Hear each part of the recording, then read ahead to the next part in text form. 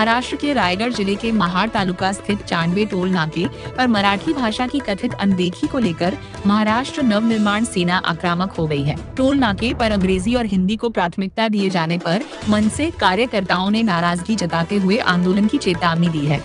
रायगढ़ जिले के महाड़ तालुका के चांडवे टोल नाके पर लगाए गए सूचना फलक मुख्य रूप से अंग्रेजी और हिंदी भाषा में होने तथा मराठी भाषा को उचित स्थान नहीं दिए जाने का आरोप लगाया गया है। इस मुद्दे को लेकर मनसे के दक्षिण रायगढ़ जिलाध्यक्ष राज पार्टी ने टोल प्रशासन को कड़ी चेतावनी देते हुए कहा कि महाराष्ट्र में मराठी भाषा को ही पहला स्थान मिलना चाहिए और मराठी का अपमान किसी भी कीमत पर सहन नहीं किया जाएगा।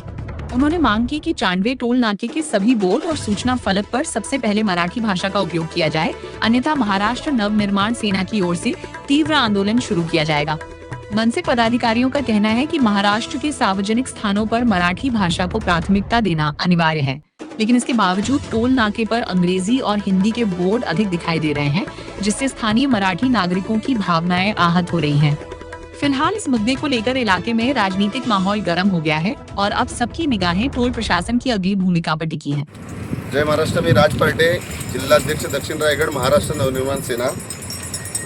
आम्ही या टोल नाक्यावरती याकरता आलेलो आहोत की आता काही दिवसापूर्वी या मुंबई गोवा हायवेचं बरंचसं काम शिल्लक असतानाही आज खारपाडा टोल नाका चालू झाला।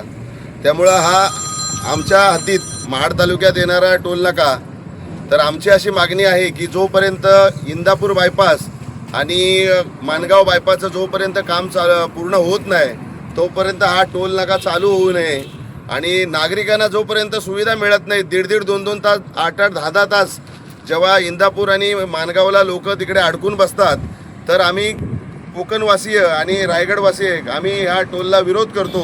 तर माझी विनंती ही आहे प्रशासनाला आणि ह्या अधिकारी आहेत, तर त्यांना पण कळकळीचं सांगणं आहे की आज आम्ही प्रेमाने आलेलो आहोत। जोपर्यंत इंदापूर आणि माणगाव बायपासचं काम पूर्ण होत नाही तोपर्यंत हा टोल नाका चालू करायचा नाही, असं आमचं महाराष्ट्र नवनिर्माण सेनेचं तुम्हाला सांगणं आहे। जर तुम्ही हे सगळं असंच असताना, सुविधा नसताना, तासनतास ट्रॅफिकमध्ये लोक असताना जर तुम्ही टोल नाका चालू केलात तर इथे महाराष्ट्र नवनिर्माण सेना उग्र आंदोलन करेल।